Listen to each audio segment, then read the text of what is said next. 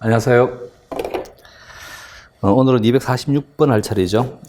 246번부터는 미생물학과 관련되는 내용들을 엮었습니다.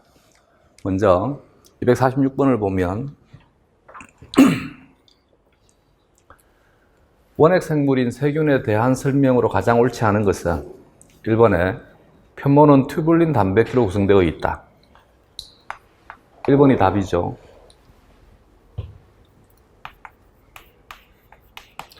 세균과 진핵세포에서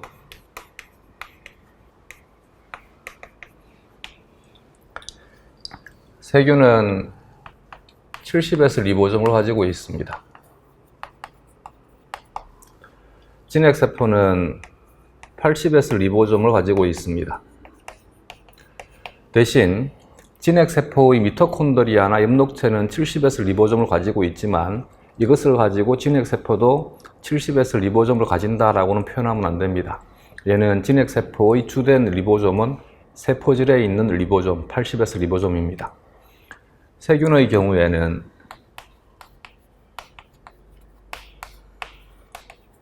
저번 시간에 했듯이 핵막이 없다. 진핵세포는 핵막이 있다. 같은 맥락의 얘기가 세균은 막성세포 소기관이 없다. 진핵세포는 막성세포 소기관을 가지고 있다.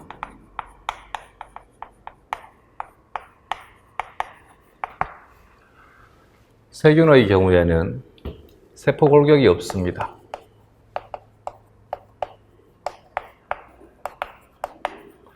이때 세포골격은 미세섬유와 중간섬유와 미세소관을 의미합니다.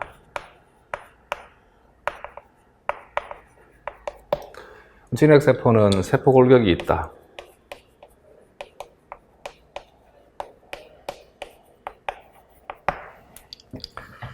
그래서 세균의 경우에도 편모는 존재합니다.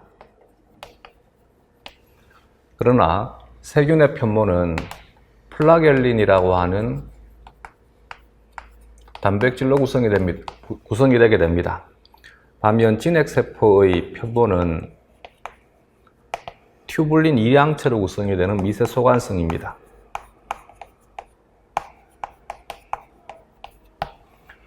세균의 편모는 에너지를 양성자의 농도 기울기를 이용합니다. 양성자 농도 기울기에 의한 양성자 구동력을 이용을 해서 회전 운동을 합니다. 반면 진핵세포의 편모는 미세소관에 작용하는 운동 단백질인 디네인이 ATP를 가수분해해서 이 ATP의 가수분해에 대한 에너지를 이용을 해서 휨 운동을 합니다.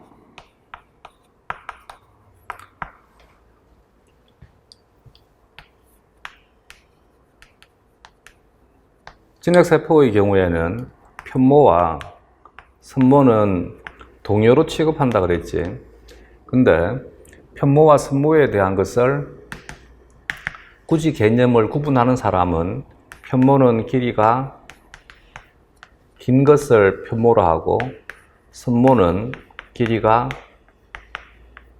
짧은 것을 선모로 합니다. 그래서 편모는 운동의 형태가 뱀이 기어가는 형태, 파동 운동을 합니다. 선모는 노젓기 운동을 합니다. 이들은 전부 일본말을 한글음을 차용해서 표기한 것입니다. 얘는 미음입니다, 한자가. 근데 세균의 경우에는 미연입니다. 선모입니다. 선모는 필린이라고 하는 단백질로 구성이 되게 되고 선모의 기능은 부착에 관여합니다. 물질의 표면에 부착이 되거나 혹은 세균 간에 부착이 되거나 이때 세균 간의 부착에 관여하는 선모를 성습모라 합니다.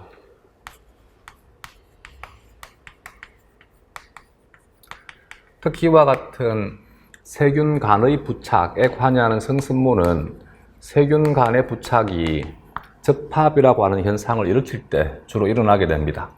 그래서 접합에 관여하는 주된 구조가 성습모가 되게 됩니다. 따라서 튜블린 단백질로 구성되어 있는 것은 진핵생물에 대한 특징입니다.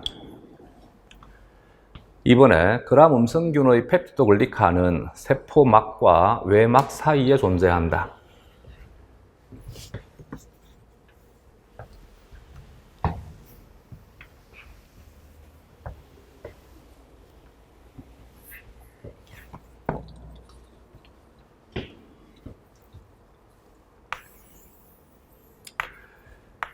세포막이 있으면 세포막 바깥쪽에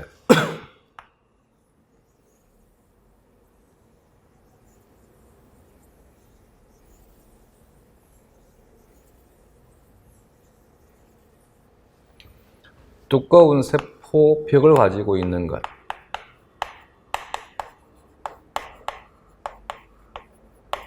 이 세포벽의 주성분이 펩티도글리칸입니다.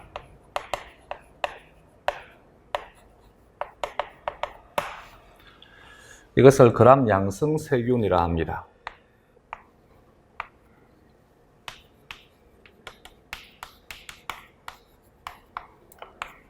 혹은 그람 양성균이라 합니다. 이 두꺼운 세포벽과 세포막 사이에 이 공간을 페리플라즘이라 해서 주변 세포질이라 합니다.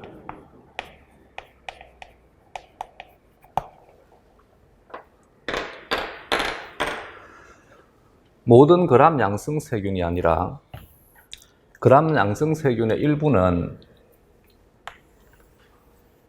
세포막이 있으면 세포막 바깥쪽에 두꺼운 펩티도글리칸 층이 있습니다.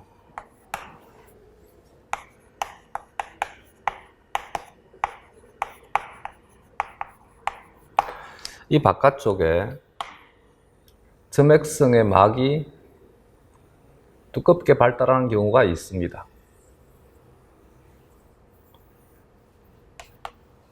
이 점액성의 막을 현막이라 합니다. 이 단어는 분자생물학 할 때 한번 설명을 드린 적이 있습니다. 그리피스의 실험에서 S형 균주와 R형 균주를 사용을 하게 되면 S형 균주가 현막이 있다 그랬지. 그래서 얘는 모든 그람 양성세균이 아니라 일부 그람 양성세균에서 관찰되는 구조가 현막이라고 하는 것이 있습니다.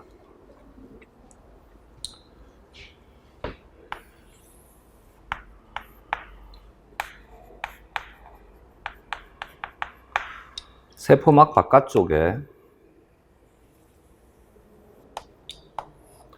얘는 얇은 세포벽,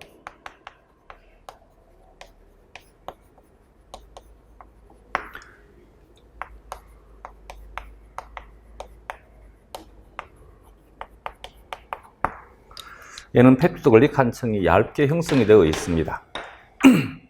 이 바깥쪽에 얇은 세포벽과 연결시켜주는 브라운 단백질이라고 하는 것이 있습니다. 연결되어 있는 이 단백질에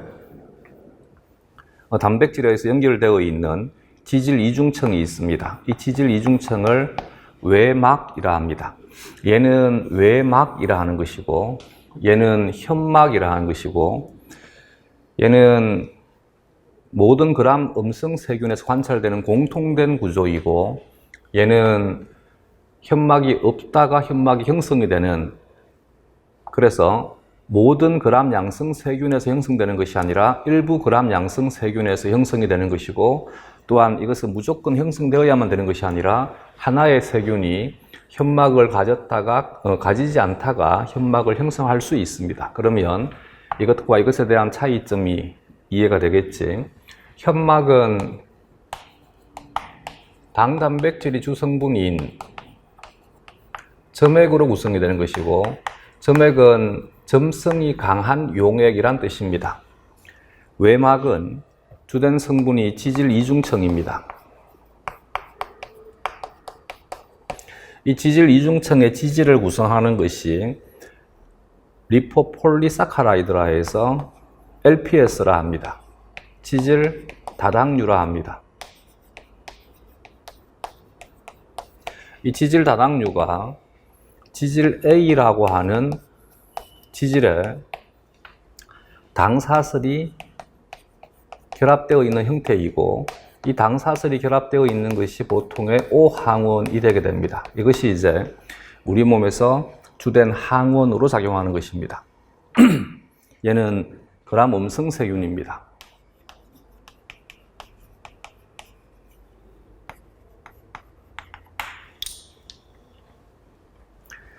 이 외막과 세포막 사이 공간을 페리플라즘이라 합니다. 주변 세포질이라 합니다.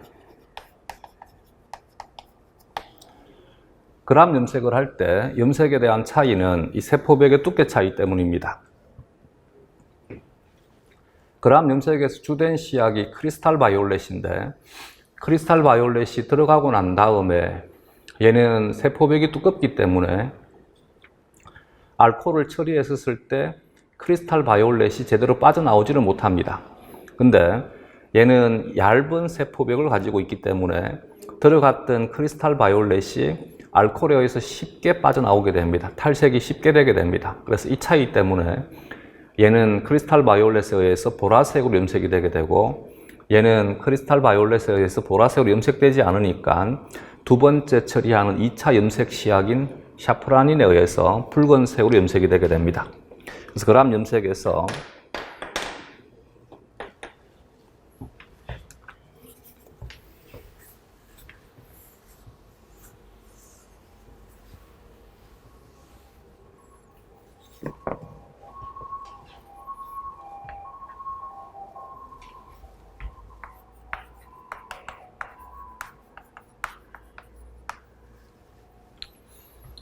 그람 양성은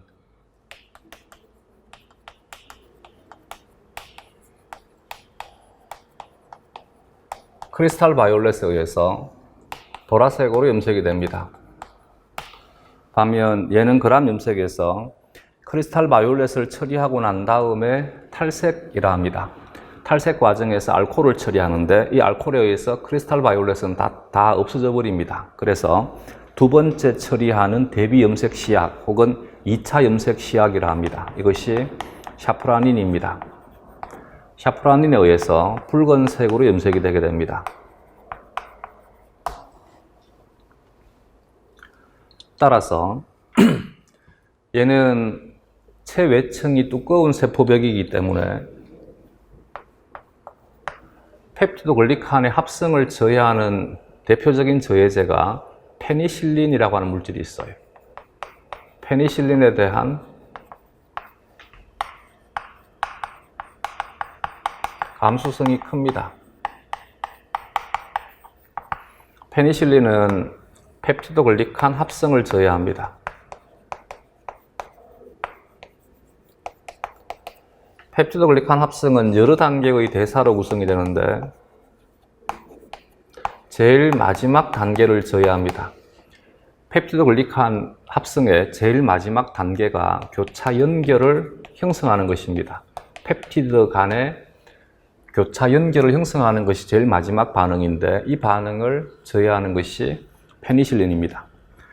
얘는 펩티도글리칸을 가지고 있으니까 페니실린에 대해서 영향은 받지만 외막 때문에 페니실린이 잘 들어가지 못하게 됩니다. 그래서 페니실린에 대한 감수성이 작습니다.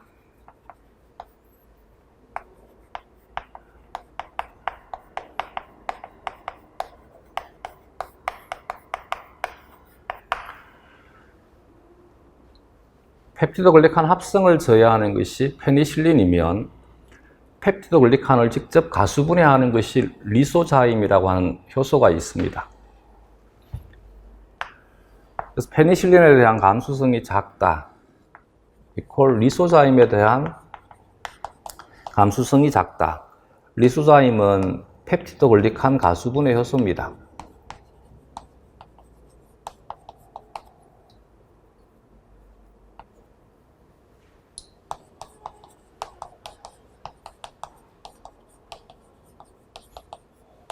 마찬가지 얘가 페니실린에 대한 감수성이 크다는 얘기는 리소자임에 대한 감수성이 크다라고 하면 되겠지. 그람 양성 세균이든 그람 음성 세균이든 이들 세균은 세포막이 저번 시간 했듯이 에스테르 지질이고 가지가 없습니다. 얘도 마찬가지 에스테르 지질이고 가지가 없습니다. 반면 고세균의 경우에는 물론 고세균도 그람 양성 고세균이 있고 그람 음성 고세균이 있습니다. 대신 고세균의 경우에는 세포벽이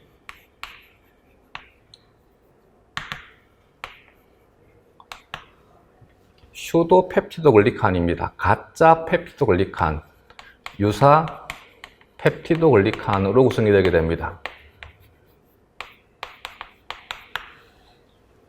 이때 유사 펩티도글리칸의 대표적인 것이 유사 뮤레인이 있습니다.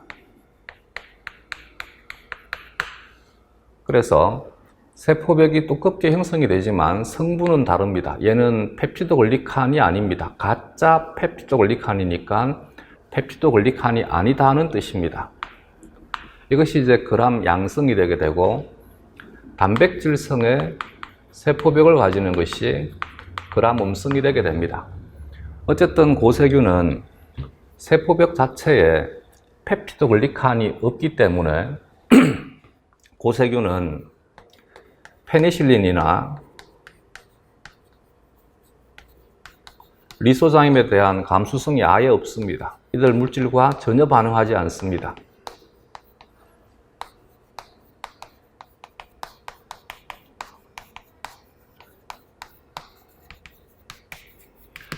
고세균에 대한 중요한 특징은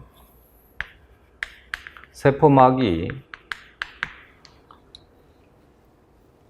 에테르 지질로 구성이 되게 됩니다. 탄화수소 사슬이 가지를 가지고 있습니다. 세균에 속하는 것 중에 가장 크기가 작은 것이 세포벽이 없는 세균입니다. 얘는 세균입니다. 고세균과는 다릅니다. 세균에 속합니다.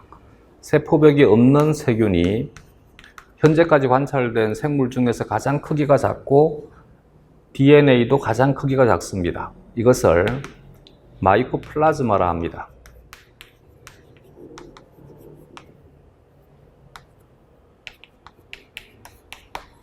마이코플라즈마 또한 마찬가지.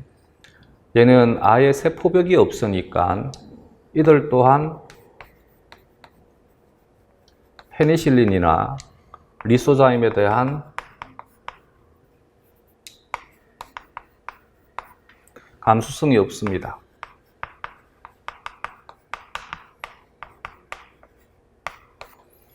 얘네들은 세포벽이 없으니까 그람 염색을 하면 붉은색으로 염색이 되게 됩니다.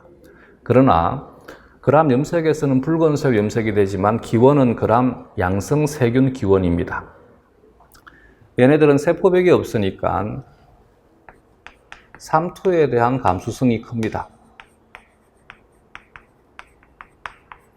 삼투에 대한 감수성이 크다는 얘기는 저장액 속에 들어가게 되면 쉽게 물이 들어와 가지고 이들은 터져버리게 됩니다. 이것이 마이코플라즈마입니다. 그래서 펩티도글리칸층은 그람 음성의 경우에는 세포막과 외막 사이에 존재한다. 참이다. 그람 양성균은 펩티도글리칸으로 이루어진 두꺼운 세포벽을 지닌다. 참이다. 일부 그람 양성의 경우에는 현막을 형성하기도 한다. 일부는 내생포자라고 하는 것을 형성하기도 한다. 4번에 페니실린계 항생제는 펩티도글리칸의 교차 연결 형성을 저해한다. 혹은 펩티도글리칸의 합성을 저해한다. 이게 제일 마지막에 일어나는 일입니다. 이것을 저해하는 것이 페니실린이다. 5번에 외막에는 특이적인 O 항원이 존재하며 이때 O 항원은 우리가 흔히 얘기를 하는 혈액형의 O와는 또 다른 O입니다. 미생물의 혈청학적 구분에 이용된다. 참이다. 이것이 지질 다당류인 LPS에 결합되어 있는 탄수화물을 우리가 O 항원이라 하는 것입니다. 답은 1번이다.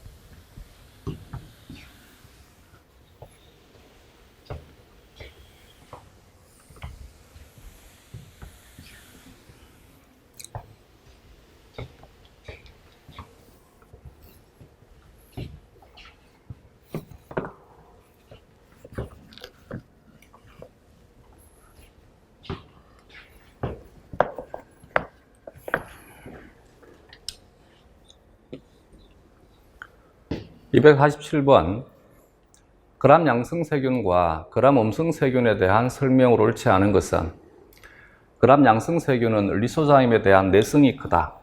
얘는 내성이 큰 것이 아니라 내성이 작은 것이지 감수성이 크다라고 해야 되지. 그람 양성세균은 그람 염색법에서 크리스탈 바이올렛에 의해 보라색으로 염색이 된다. 참이 되겠지. 그람 음성세균인 시아노박테리아는 양놈들의 말을 그대로 한글 음으로 표기한 것이고 쪽발이들 말을 그대로 한글 음으로 표기하게 되면 남세균이 되게 됩니다. 그람 음성세균에 속하는 것이 남세균입니다. 남세균은 광독립영양생물에 속하게 됩니다. 참이다. 4번에 그람 음성세균은 외막의 지질다당류를 리포 폴리사카라이드라 해서 LPS라고 약자를 적습니다. 가지고 있으며 얇은 펩티도글리칸층을 가지고 있다. 참이다. 그람 음성세균은 그람 염색법에서 알코올로 세척되어 2차 염색한 샤프라닌은 붉은색으로 염색이 되게 됩니다. 참이다. 세균은 무성생식을 하기 때문에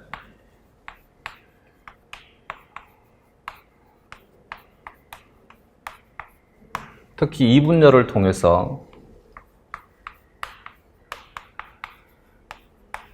분열을 합니다. 그래서 생물학적 종의 개념을 적용하지 못합니다. 그렇기 때문에 세균을 분류할 때는 세균의 형태, 이건 앞에서 한번 한 적이 있지. 공 모양이라 해서 구균, 막대 모양이라 해서 간균, 나선상으로 꼬여있다 해서 나선균이라 합니다. 혹은 염색 방법에 따라서 염색의 차이에 따라서 분류하거나 이때 가장 먼저 개발이 되고 가장 많이 이용이 되게 되고 아직도 이용하고 있는 것이 그람이라고 하는 사람에서 개발된 염색 방법, 이것을 그람 염색이라 합니다. 혹은 생태학적 지위에 대한 차이라든지 대사의 특징이라든지 이와 같은 방법들을 이용을 해서 세균들에 대한 것을 분류합니다. 가장 고전적이고 가장 널리 이용되는 것이 그람 염색법입니다. 먼저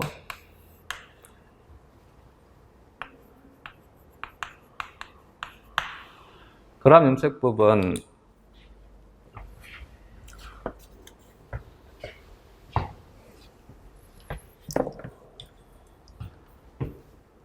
슬라이드 글라스에 세균을 얇게 펴니다. 물론 도말이라고 하는 단어는 우리도 사용을 합니다. 근데 이 단어는 물론 일본 놈들이 만든 단어입니다. 영어는 스미어라 하는 것이고 일본 놈들은 이것을 도말이라 합니다. 우리말로 하게 되면 얇게 편다는 뜻이 되게 됩니다.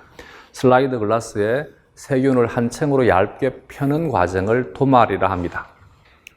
영어는 스미어라 합니다. 그람 염색의 경우에는 화학 물질인 예를 들게 되면 알코올이라든지 혹은 아세톤이라든지 혹은 아세트산과 같은 것을 이용을 해서 고정을 할 수도 있습니다. 그러나 보통의 그람 염색은 가열을 해가지고 열 고정을 합니다. 이때 고정은 말 그대로 픽스입니다. 얘는 물리적으로도 고정을 시키고 화학적으로도 고정을 시킵니다. 슬라이드 글라스에 세균을 단단하게 물리적으로 고정시킨다, 부착시키는 기능을 합니다.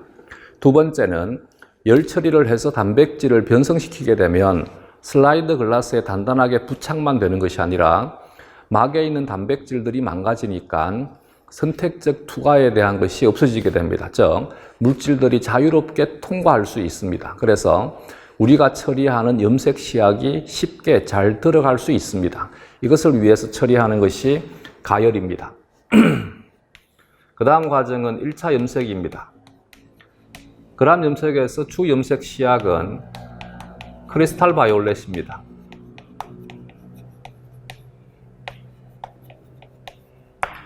염색이라고 하는 것은 우리가 옷감에다가 물을 들이는 것을 염색이라 하잖아. 왜 물을 들이냐면 이쁘게 보이려고 하는 것이지. 즉, 염색은 내 눈으로 잘 관찰하기 위해서 염색을 하는 것입니다. 그래서 염색에서는 가장 중요한 것이 색깔입니다.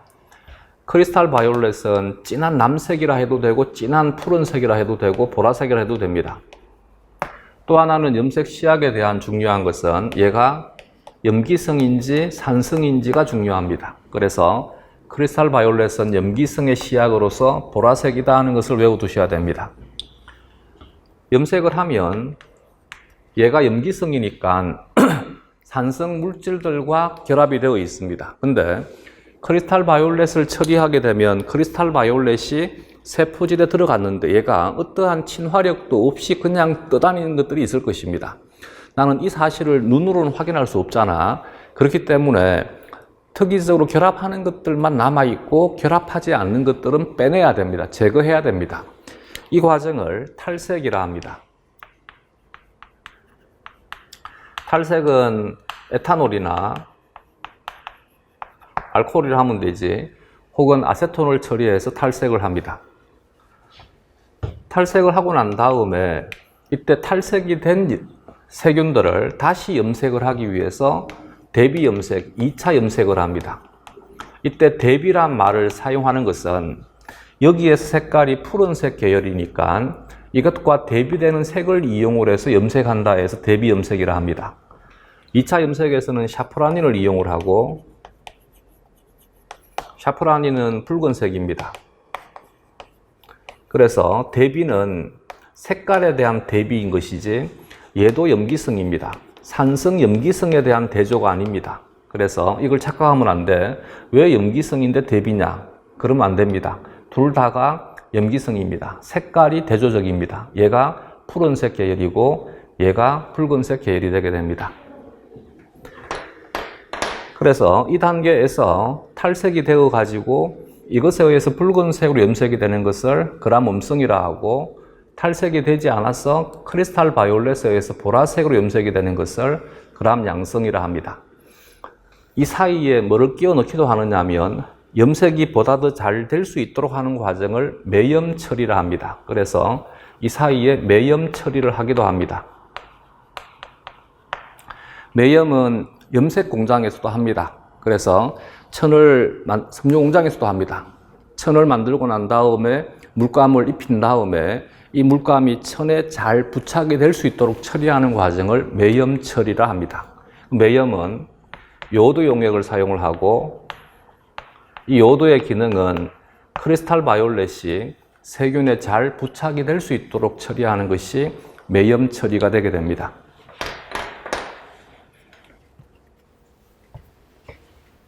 다음,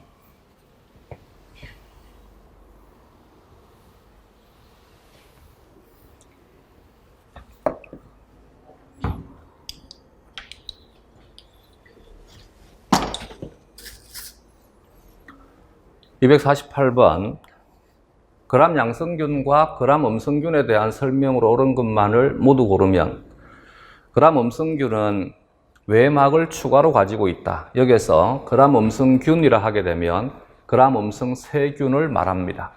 외막을 가지고 있다. 참이다. 그람 음성균은 펩티도글리칸의 함량이 적고 얇은 펩티도글리칸층을 가지고 있다. 바깥쪽에 외막을 가지고 있다. 대신 구조가 복잡한 세포벽을 가진다. 그래서 이때 구조가 복잡하다는 말은 펩토글리칸과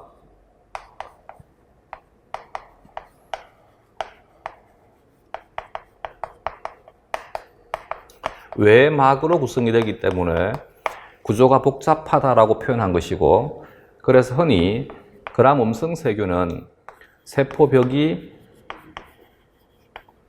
두 층으로 구성이 된다라고 표현합니다.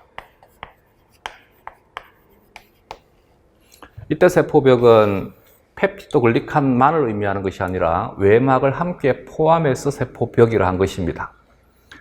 이것에 그람 양성 세균은 리보솜에서 단백질을 합성한다. 그람 양성 세균이든 그람 음성 세균이든 혹은 진핵 생물이든 고세균이든 전부 단백질은 리보솜이 합성을 합니다. 참이다. 답은 그너드가 되겠습니다.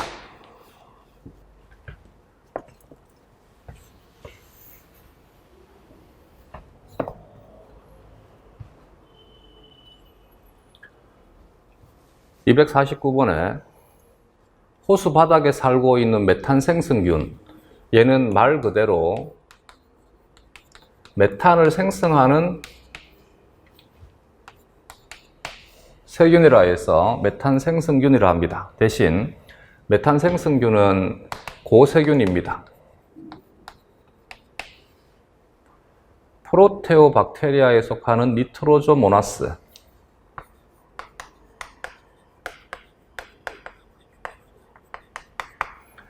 니트로조모나스는 아질산균이라 하고, 이 아질산균은 화학 독립 영양세균입니다.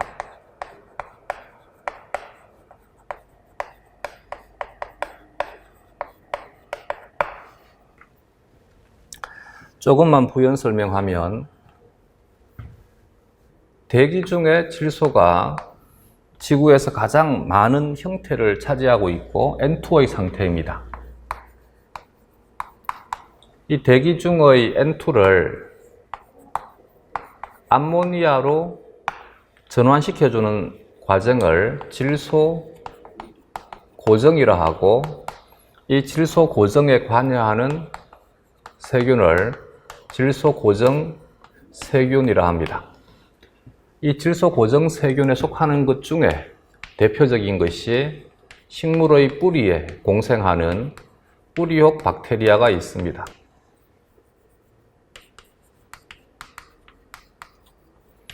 이 뿌리혹 박테리아의 가장 대표적인 것이 리조비움이라고 하는 것이 있습니다.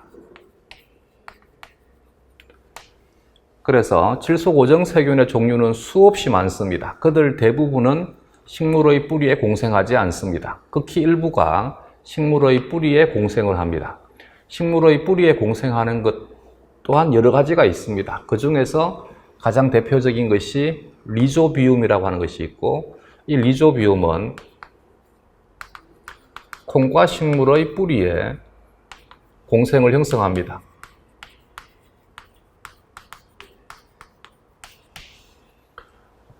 이렇게 고정된 질소는 얘는 NH3라고 표기해도 되고 NH4 플러스라고 표기해도 됩니다. HNO2가 되게 됩니다. HNO2라 해도 되고 NO2 마이너스라고 해도 됩니다. 여기에 관여하는 것을 아질산균이라 하고, NO2 마이너스를 NO3 마이너스로 전환시키는 것을 질산균이라 합니다. 아질산균과 질산균을 함께 일컬어서 질산화세균 혹은 질화세균이라 합니다. 이들이 화학 독립 영양세균입니다.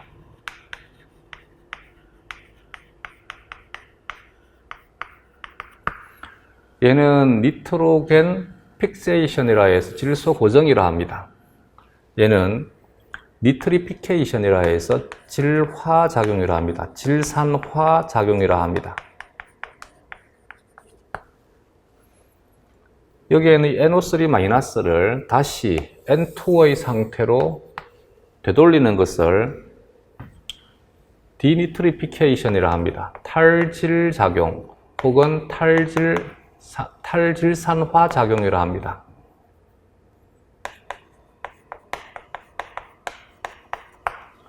여기에 관여하는 세균을 탈질세균이라 합니다. 탈질세균은 전부 무산소 호흡을 하는, 다른 말로 혐기성인 종속영양세균입니다.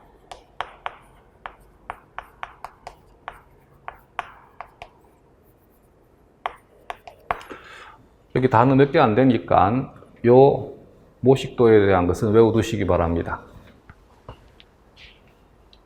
광합성을 하는 시아노박테리아, 시아노박테리아를 일본 놈들이 남세균이라고 번역을 했습니다. 예전에는 남조류라고 번역을 한 것입니다.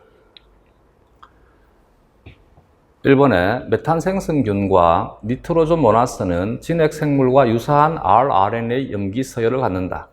진핵생물과 유사한 rRNA 염기 서열을 가지는 것은 고세균에 대한 얘기지, 니트로조모나스나 시아노박테리아는 전부 세균에 속하는 것입니다. 그래서 여기에 메탄생성균과 니트로조모나스에서 얘가 들어간 것이 문제가 된 거지 옳지 않다.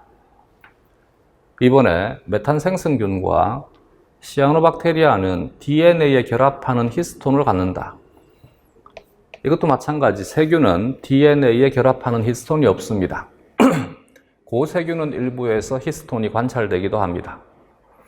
3번에 니트로조모나스와 시아노박테리아는 한 종류의 RNA 중화효소를 갖는다. 세균은 한 종류의 RNA 중화효소를 가지고 있고 진핵생물은 세 종류의 RNA 중화효소를 가지고 있습니다. 그래서 3번이 참이 되겠습니다. 4번에 메탄생성균과 니트로조모나스와 시아노박테리아는 모두 펩티도글리칸으로 만들어진 세포벽을 갖는다. 이게 모두가 들어간 것이 문제가 되게 되지. 여기에서 메탄생성균은 펩티도글리칸이 아니라 유사 펩티도글리칸을 가지고 있는 것입니다. 그래서 옳지 않다가 되게 됩니다. 답은 3번이 되겠습니다.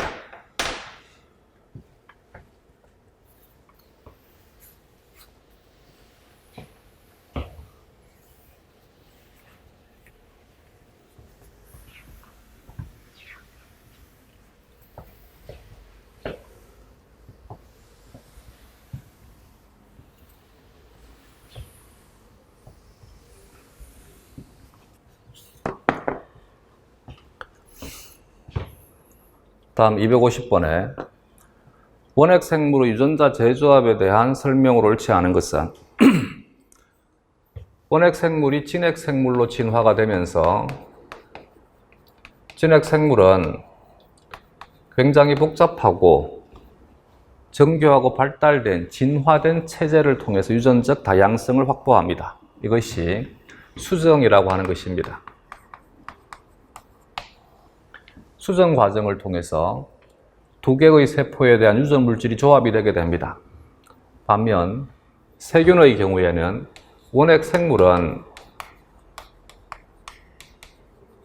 유성 생식을 하지 않기 때문에 수정이라고 하는 과정이 없습니다. 그래서 원핵 생물은 다양한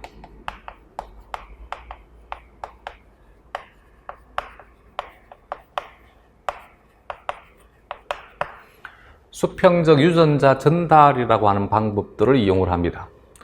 이때 수평적 유전자 전달이란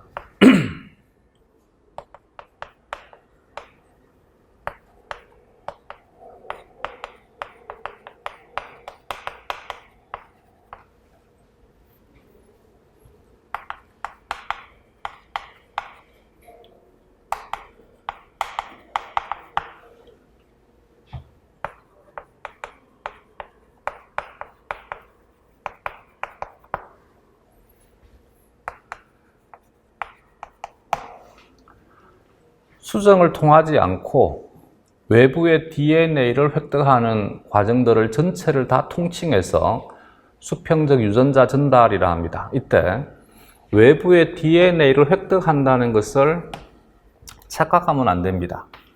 여기 세균이 이렇게 있으면 세균의 주염색체가 있습니다.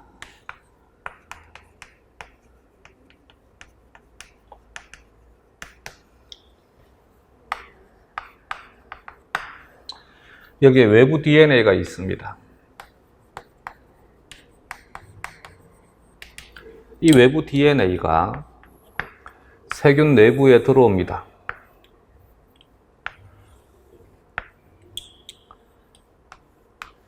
근데 세균은 이렇게 외부에서 들어온 DNA에 대해서 자신을 보호할 수 있는 기작들을 가지고 있다 그랬지. 이것이 제한 효소와 카스9 시스템이라고 하는 것이 있습니다. 이들을 이용을 해서 이와 같은 DNA는 분해시켜 버립니다. 물론 그 이외에도 세균은 조금 정확히 그림을 그리면 이중가닥의 원형 DNA로 구성이 되게 됩니다. 그래서 이중가닥이 아닌 DNA를 분해할 수 있는 효소도 가지고 있고 선형 DNA도 분해할 수 있는 효소도 가지고 있습니다. 얘가 이중가닥이 아니거나 선형이 아니면 세균 내에서는 분해가 되어 버립니다. 시간이 지나게 되면 여기에 있는 이 DNA가 분해가 되어서 제거가 되었습니다. 얘가 이 과정에서 분해가 되었다. 그러면 여기에서 얘가 들어왔다. 이것이 삽입이 되었다. 이고 이후에 분해가 되었다입니다. 이때 얘가 들어왔다 해서 DNA를 확보했다, 획득했다가 성립하는 것이 아니라 최종적으로 붉은색에 대한 것이 남아 있어야 되는데 얘는 들어왔다가 분해가 되었으니까 아무런 의미가 없습니다. 그래서 이런 경우에는 수평적 유전자 전달이 성립하지 않은 경우입니다. 그러면 수평적 유전자 전달이 얘는 수평적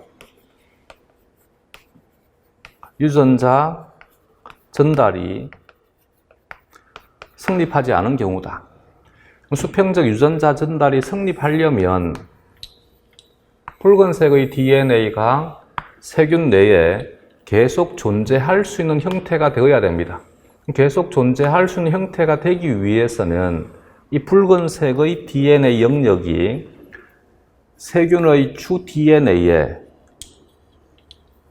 들어가 가지고 분해되지 않고 계속 존재할 수 있는 형태로 남아 있어야 됩니다.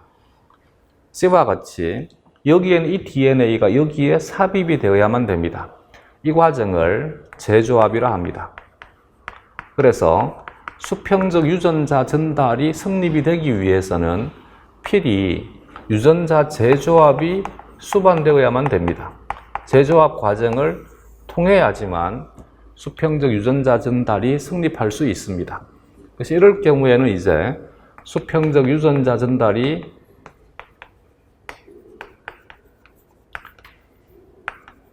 일어났다가 성립이 되게 됩니다. 이 두 문장 구분할 수 있겠죠. 이때 이와 같은 수평적 유전자 전달, 유전자 재조합이 어떤 원인에 의해서 일어나느냐에 따라서 하나는 형질 전환, 이 형질 전환이란 개념을 가장 먼저 사용한 사람이 그리피스라고 한 사람입니다. 형질 전환은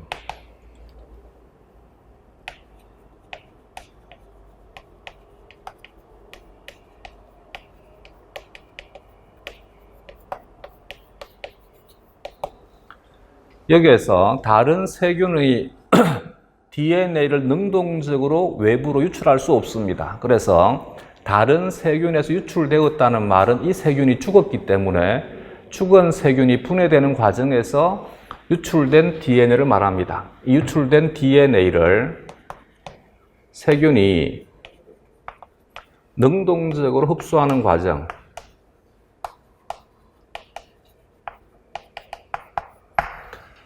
물론 흡수를 한다 해서 단순하게 형질 전환이 성립되는 것이 아니라 이렇게 능동적으로 세균이 흡수해가지고 얘가 이후에 재조합을 일으켜야지만 형질 전환이 성공하는 것이고 이 경우에는 형질 전환이 성공하지 않은 경우입니다.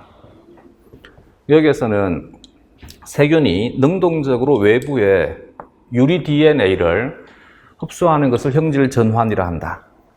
두 번째, 형질 도입은 DNA를 박테리오파지가 전달하는 것입니다. 박테리오파지가 다른 세균의 DNA를 전달해 줍니다. 이 또한 마찬가지 전달이 된다 해서 형질 도입이 성공하는 것이 아니라 외부 DNA를 주입해 주는 것은 박테리오파지가 하되 성립이 되려면 들어와 가지고 재조합을 통해서 여기에 남아 있어야지만 얘가 형질 도입이 성공하는 것입니다. 세 번째, 접합의 경우에는 다른 세균이 직접 DNA를 전달하는 경우입니다.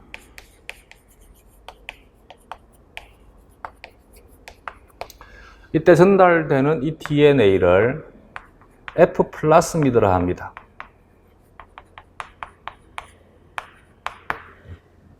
이 과정에 두 세균이 서로 부착을 해야 됩니다. 이때 두 세균 간의 부착에 관여하는 구조가 성선모가 합니다. 1번에 유전자 재조합은 유전적 다양성을 증가시킨다. 참이 되겠지. 2번에 접합은 두 세균 세포 사이에서 유전 물질이 직접 전달된다. 두 세균 간의 부착에 관여하는 것은 성선모라 하고 DNA가 전달되는 통로는 접합관, 접합다리라 합니다.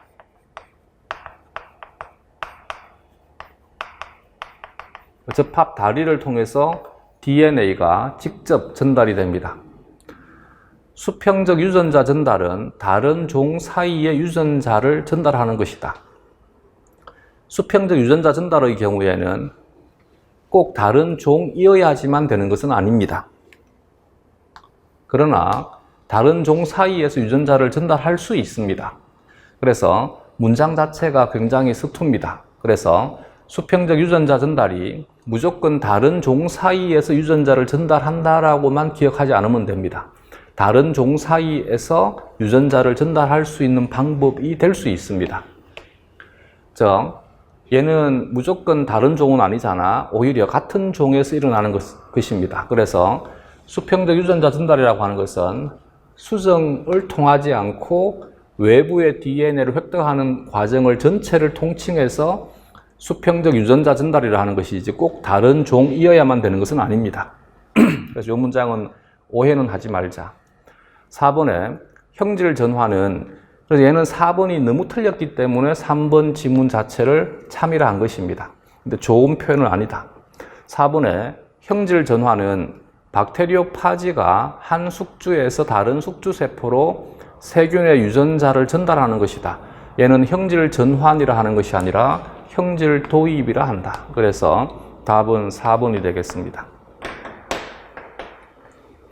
다음.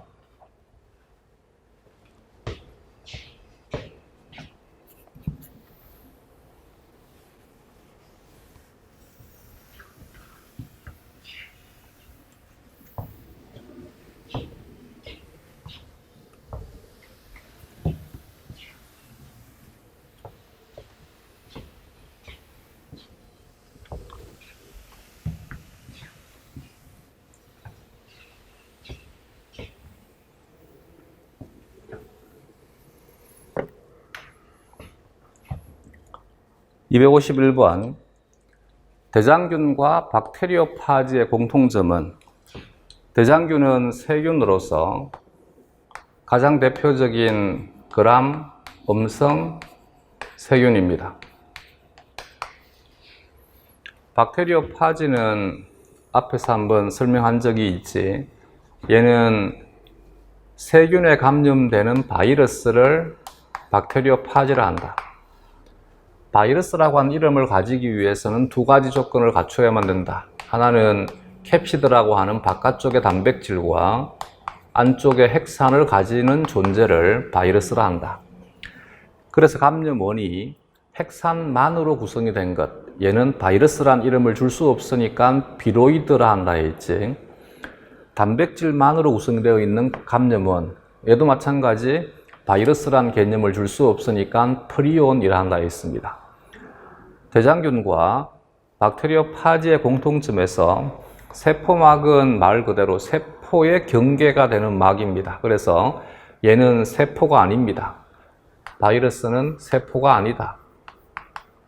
얘는 생물이 아니라 유사생물체라 합니다.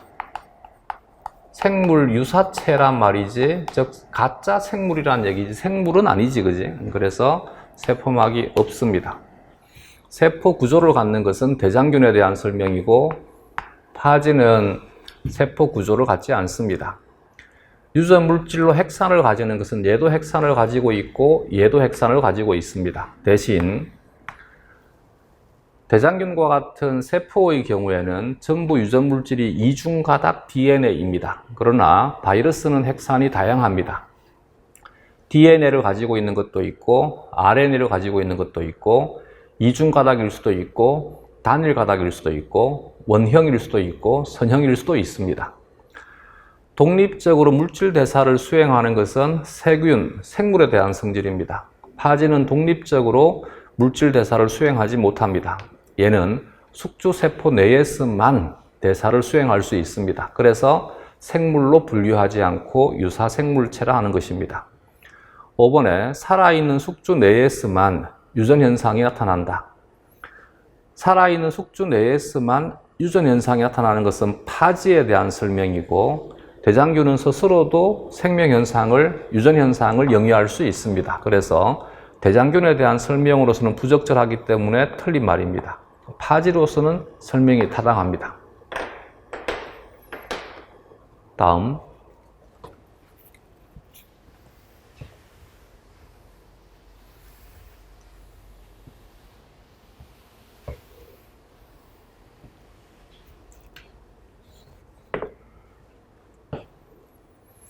252번 표는 바이러스와 세균에 대해 특성 가에서라의 유무를 나타낸 것이다. 이에 대한 설명으로 옳은 것은 1번에 독립적으로 증식한다라고 하는 것은 세균은 가능하되 바이러스는 가능하지 않습니다. 그래서 가에 해당한다니까 옳다. 2번에 유전 물질이 있다라고 하는 것은 세균에도 해당이 되게 되고 바이러스에도 해당이 되는 것이니까 나가 아니라 다에 해당이 된다라고 해야 되겠지. 3번에 세포막이 있다라고 하는 것은 세균은 가지고 있지만 바이러스는 가지고 있지 않습니다. 그래서 가에 해당이 된다라고 해야 되겠지. 4번에 물질 대사를 할 수 있다. 물질 대사에 대해서는 얘는 세균도 물질 대사를 수행할 수 있고 바이러스도 물질 대사를 수행할 수 있습니다. 대신 이 물질 대사가 바이러스는 숙주세포 밖에서는 안 됩니다. 숙주세포 내부로 감염이 되어야지만 대사를 수행할 수 있습니다. 그래서 굳이 얘를 한다라면 다라 하는데 이 문장 자체가 명확하지 않습니다. 물질 대사가 숙주세포 밖에서는 할 수 없습니다. 대신 숙주세포 내에서는 할 수 있습니다. 어쨌든 이랬든 저랬든 얘는 틀렸습니다. 그럼 답은 1번이 되겠습니다.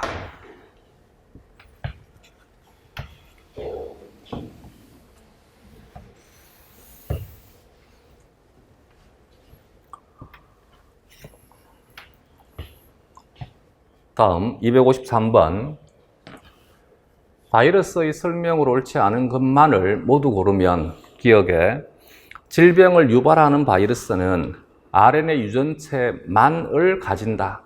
RNA 유전체만을 가진다가 옳지 않지.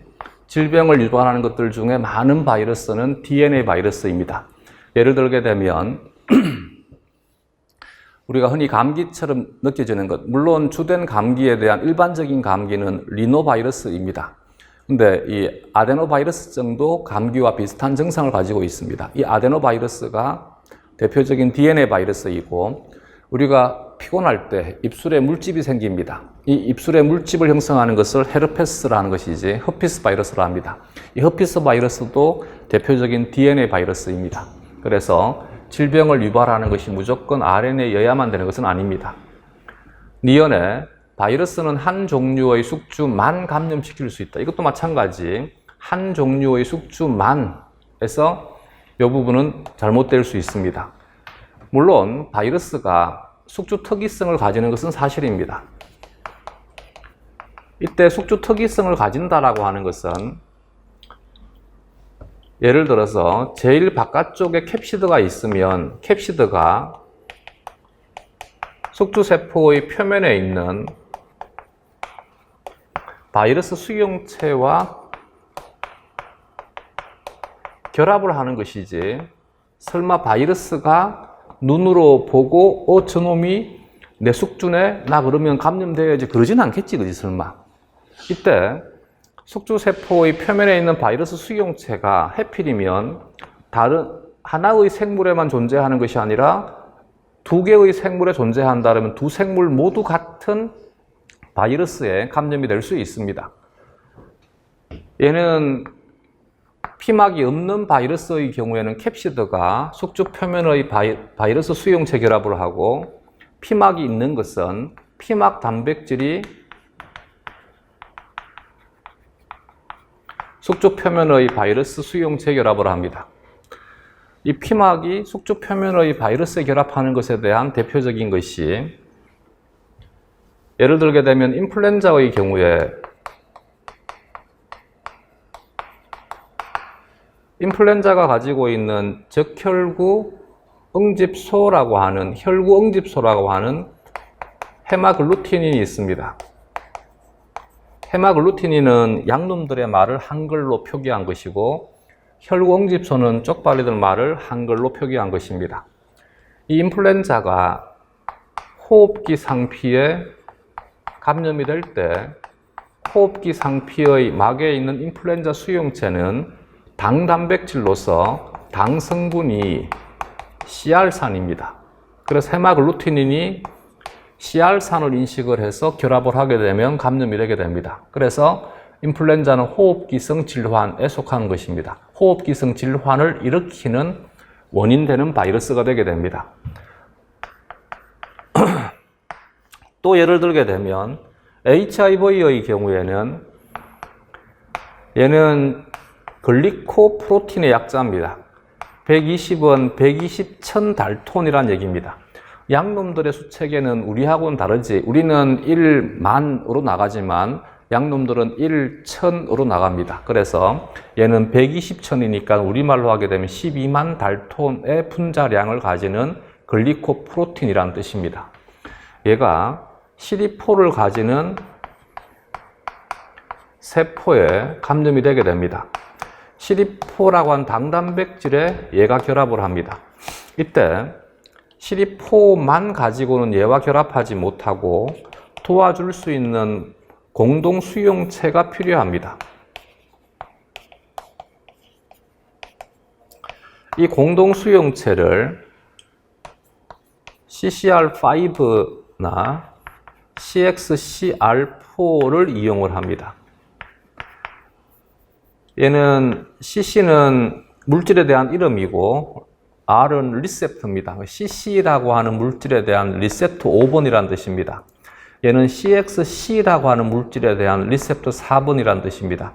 CC나 CXC는 케모카인인데 그냥 그런 같다 하시면 됩니다. CCR5나 CXCR4에 결합을 합니다. 이 CCR5를 통해서 감염되는 것이 먼저 발견된 HIV 타입 1이 되게 되고 얘를 가지고 있는 주된 세포가 수지상세포나 대식세포나 TH세포입니다. 그래서 이렇게 이제 이들은 피막 단백질입니다. 피막에 있는 당 단백질이 숙주세포의 표면에 결합을 할 때 여기에서는 이 물질이 있느냐 없느냐가 중요한 것이지 세포가 어떤 세포이냐가 중요한 것은 아니겠지. 이것에 바이러스는 유전체 상의 돌연 변이가 일어날 수 있다. 그렇지. 오히려 유전체 상의 돌연 변이가 세포보다 너무나 빠릅니다. 돌연 변이가 너무 빠릅니다. 특히 RNA성 바이러스는 훨씬 더 빠릅니다.